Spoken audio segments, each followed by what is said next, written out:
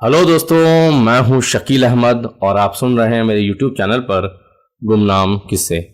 आज मैं कैसे ही गुमनाम किस्सा लेकर आया हूं जिसका टाइटल है कुचली हुई जिंदगी और जिसे लिखा है जावेद निहाल हाशमी ने। तो आइए चलते हैं कहानी की ओर।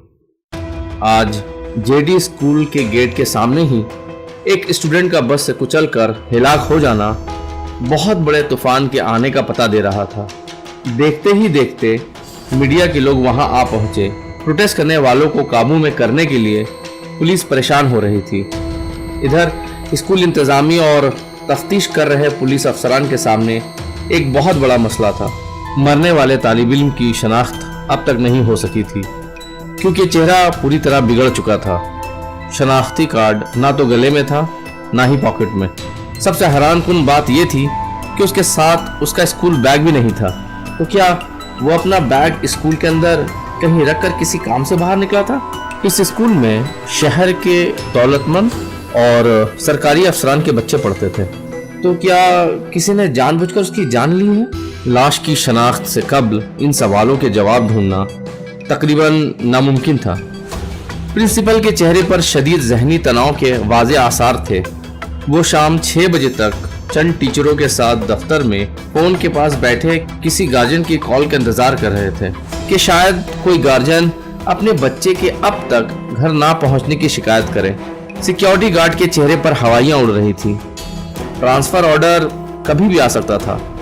गेटकीपर कपकपाते होठों के साथ दुआ कर रहा था कि उसकी नौकरी बच जाए। लाश को पोस्टमार्टम के लिए भेजे जाने के बाद मुकामी पुलिस स्टेशन में काफी अफरा तफरी का आलम नजर आया। कई आला अफसरान भी मौजूद थे। तभी मैली कुचाली साड़ी पहने एक औरत थाने में दाखिल हुई। बाबू बाबू, मेरा बच्चा दोपहर से गायब है, पता नहीं कहाँ चला गया बाबू। वो हाथ जोड़ते हुए बोली। गुप्ता, इसकी रिपोर्ट लिख लो। सब इंस्पेक्टर ने एक कांस्टेबल की तरफ इशारा करते हुए यूं कहा जैसे कान के करीब भनभनाती मक्खी को दूर रखने की कोशिश की हो। लड़का का उम्र क्या था बताओ? कांस्टेबल गुप्ता ने रजिस्टर और पेन संभालते हुए कहा। बाबू 8 साल का था। कैसा कपड़ा पहना हुआ था? कैसा कपड़ा?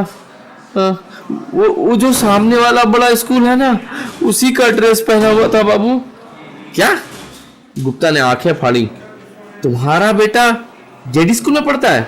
अरे नहीं साहब, हम जहाँ काम करते हैं ना, उन लोगों का बेटा वहाँ पढ़ता है।